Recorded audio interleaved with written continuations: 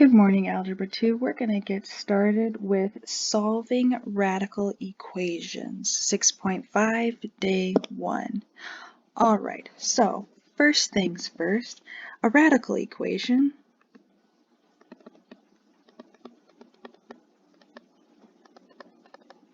is an equation that has a variable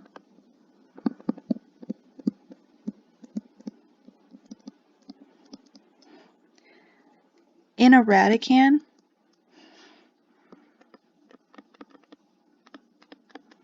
or a variable with a rational, and rational means fractional, or is another word for fractional. So, or a variable with a rational exponent.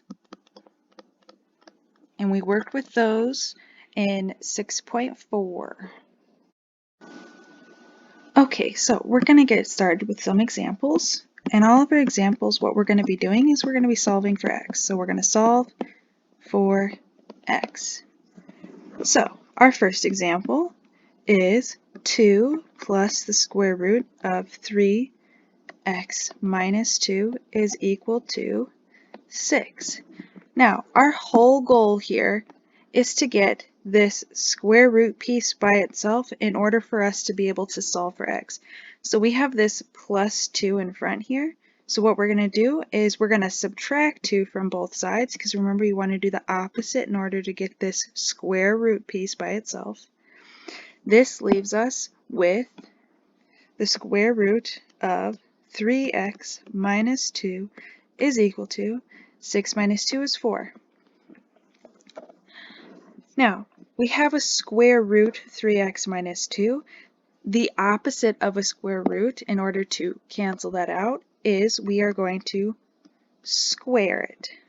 A square root and a square cancel each other out. But remember, what we do to one side, we must also do the other. So if we're going to square the left side, that means we also have to square the right side.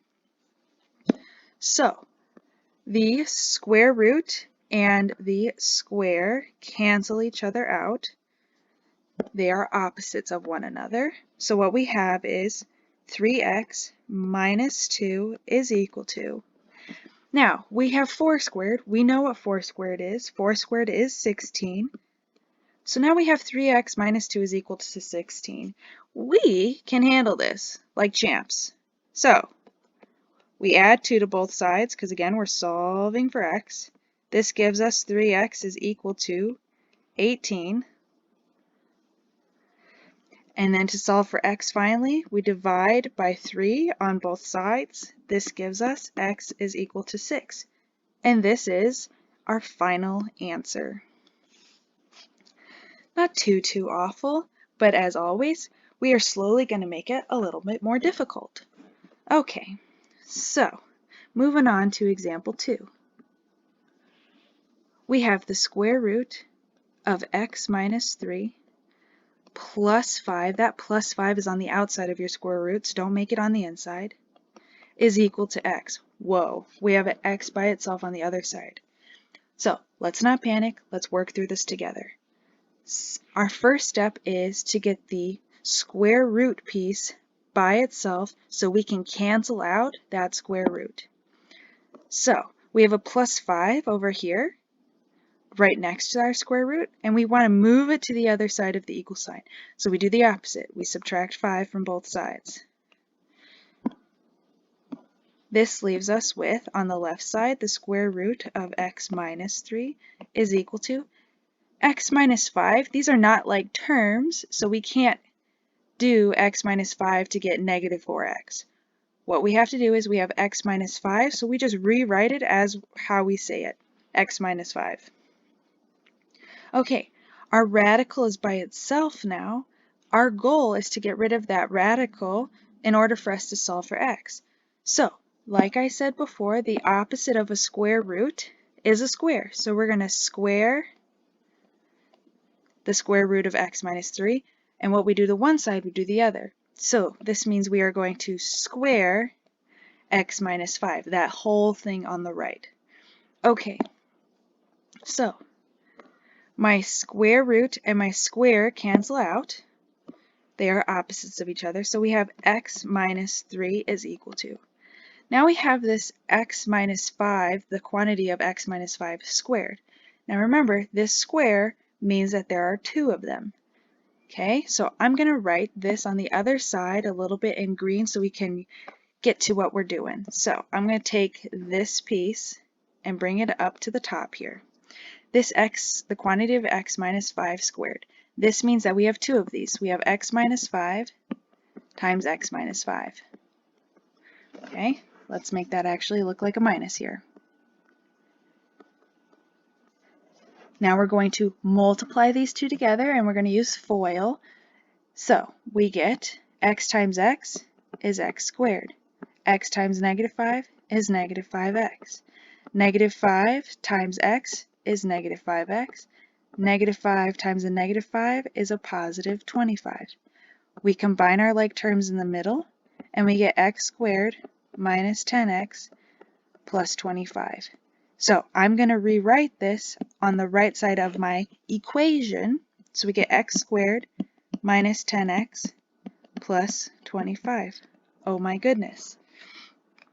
Okay, now we are going to continue with our work.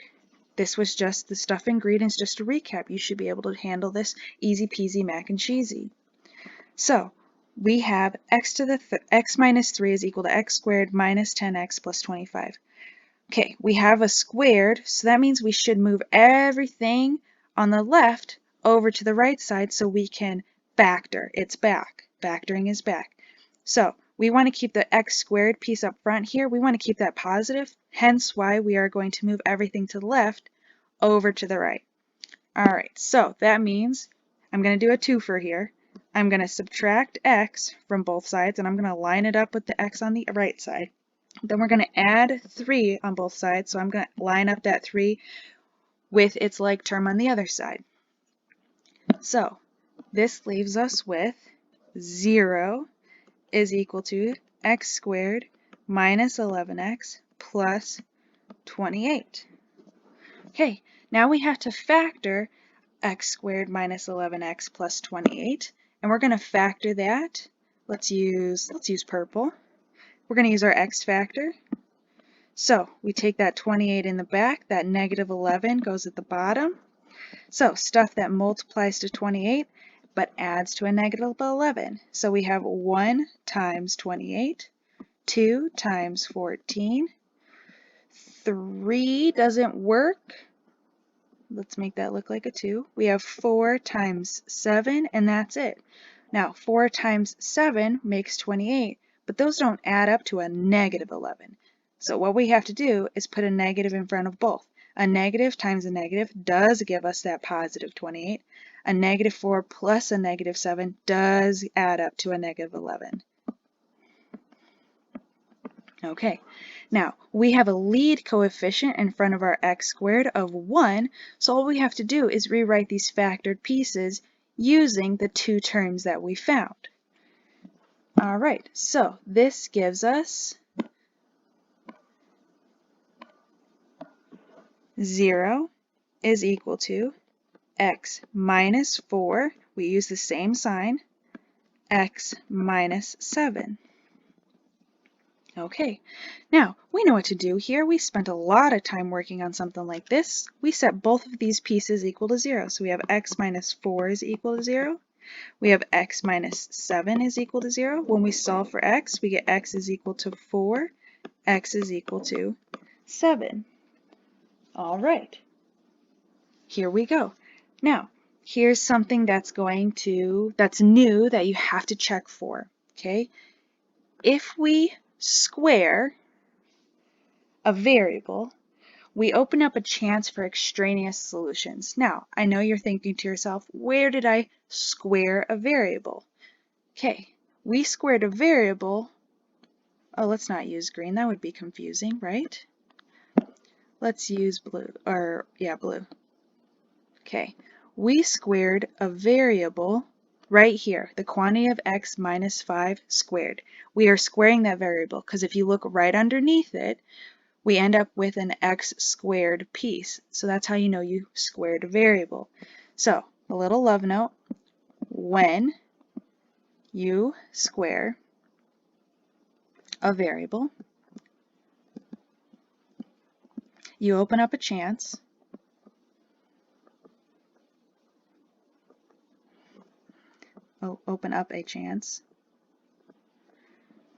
for extraneous solutions. Now, extraneous solutions are extra solutions that don't work. Okay? So what's going to happen is you must check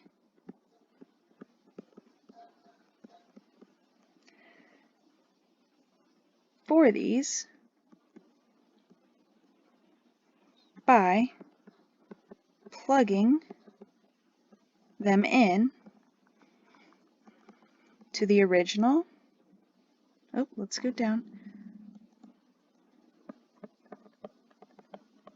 equation. All right, so we're going to take x equals 4 and x equals 7, and we're going to plug both of them back into the original equation to see if they're extraneous. All right, so let's start with 7. So remember, we started with the square root of x minus 3 plus 5 is equal to x. So we're plugging in x for 7. So we have the square root of 7 minus 3 plus 5 is equal to 7. Remember, we're replacing our x's with 7. This gives us the square root of 4 plus 5 is equal to 7. We get 2 plus 5 is equal to 7, and that works. Okay, so x equals to 7 is a true answer. Remember, the square root of 4 is 2. Okay, now let's look at 4. Let's see if that works. We'll do this in purple. Okay, so again, our original equation was the square root of x minus 3 plus 5 is equal to x. Replace those x's with 4, so we have the square root of 4 minus 3 plus 5 is equal to 4. 4 minus 3 is 1, so we have the square root of 1 plus 5 is equal to 4. Square root of 1 is 1. 1 plus 5 is equal to 4? No, that doesn't work. So x equals to 4 is an extraneous solution. Now moving on to example 3. We have the square root of 5x minus 1 plus 3 is equal to x. Make sure that plus 3 is on the outside of your square root. So once more, we're going to try and get the square root piece or the radical piece by itself. So we're going to have to move that 3 over. So we're going to subtract 3 on both sides, because what you do to one side, you got to do to the other.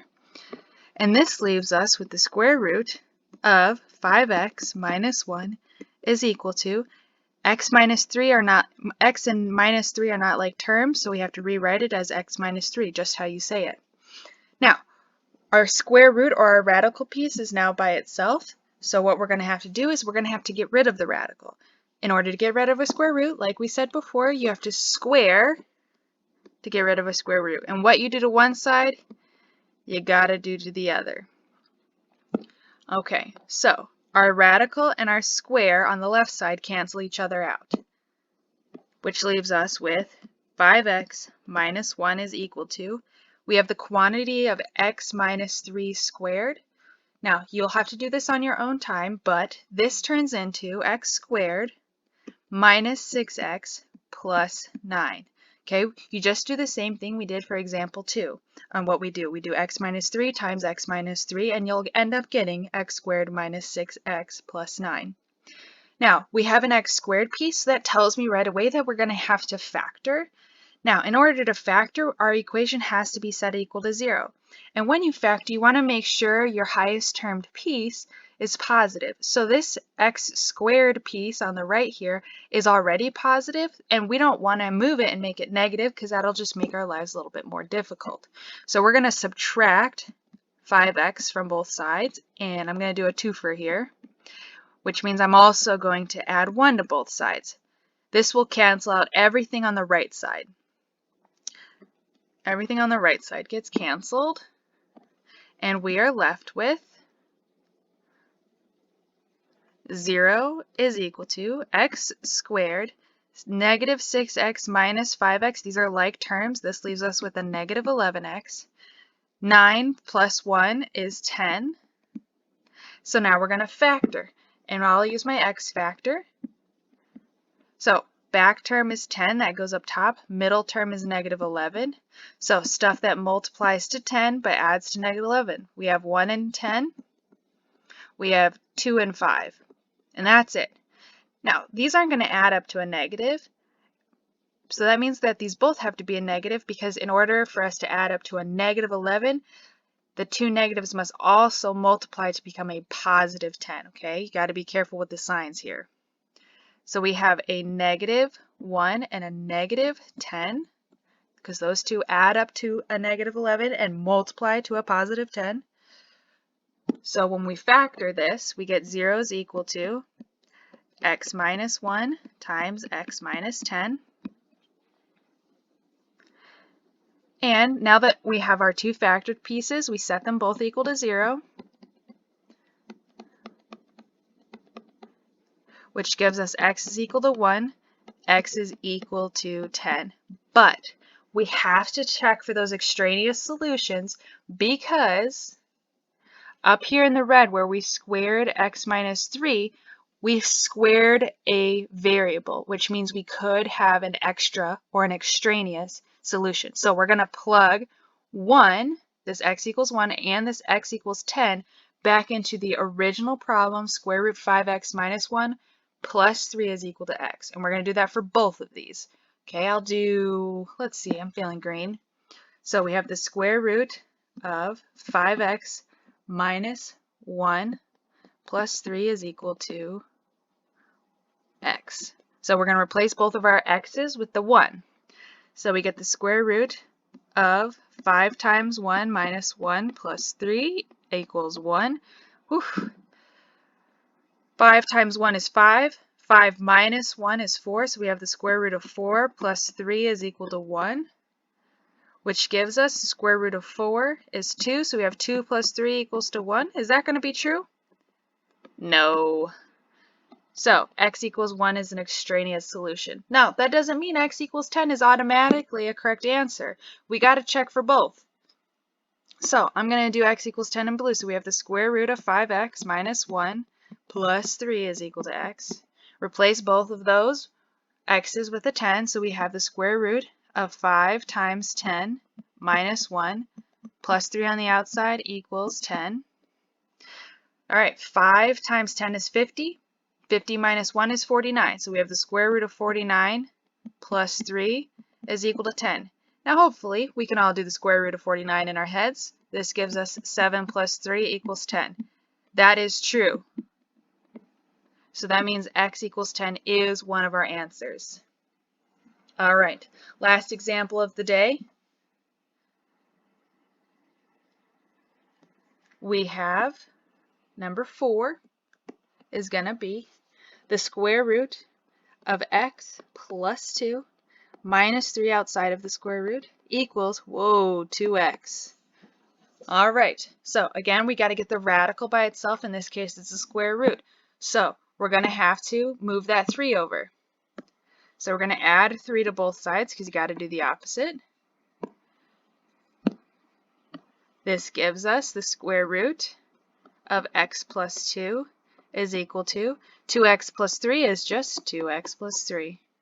Our radical is by itself the square root. Now, in order to cancel out a square, you have to do the opposite, and the opposite of square rooting is squaring. So we square root on both sides. That means my square root and my square on the left cancel out, okay? Make sure you cancel them out. Show it on your paper so you guys don't accidentally make silly errors. This leaves us with x plus 2 on the left side. You're going to have to trust me on this. The quantity of 2x plus 3 is I'm going to rewrite this so you guys can do this work on your own. So you get 2x plus 3 times 2x plus 3. Okay, remember a square outside of a binomial means you multiply it by itself. This leaves us with 4x squared plus 12x plus 9. Okay, we have a squared piece on the right side, so that means we're going to have to do some type of factoring. So what we're going to have to do is we're going to have to move everything on the left, the x plus 2, on over, because we want to keep our x squared piece, this 4x squared piece, we want to keep that positive. So I'm going to do a twofer. I'm going to subtract x from both sides, and I'm going to line it up with its like term. And then I'm also going to subtract 2 on both sides, lining it up with its like term. This leaves us with 0 is equal to 4x squared plus 11x plus 7. Yeah, math. Okay, so we got to factor this, but we have a number that isn't a lead coefficient of 1 in front of our x squared piece. So that means we have to take this 4 and multiply it with our back number, 7.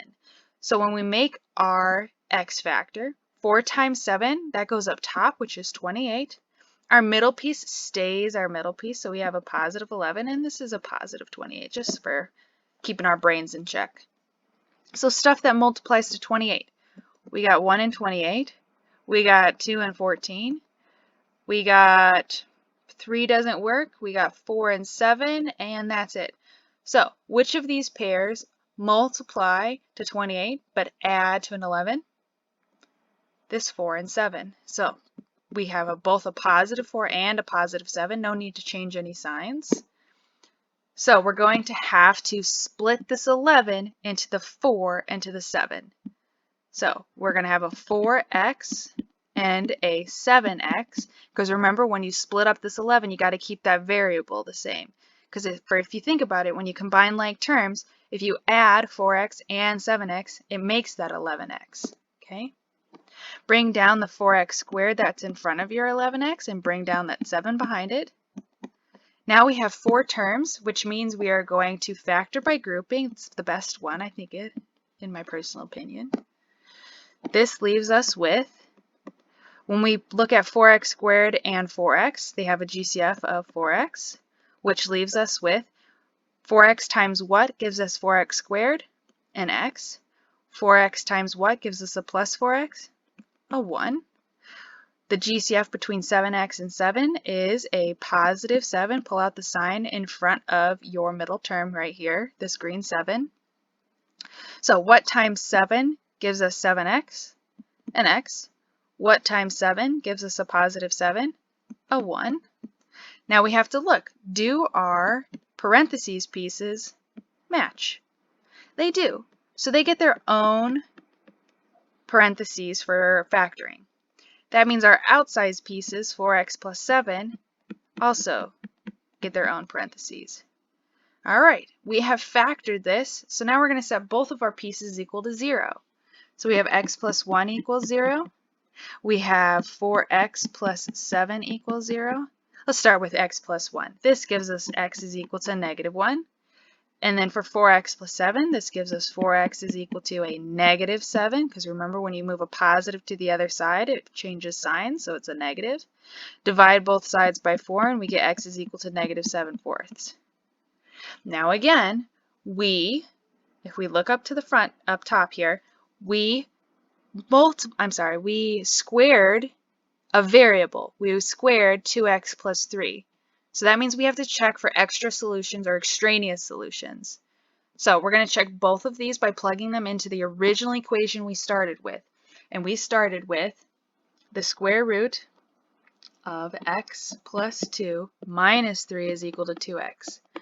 Okay, so I'm going to replace both of my x's with a negative 1 that we found. So we get the square root of negative 1 plus 2 minus 3 is equal to 2 times negative 1.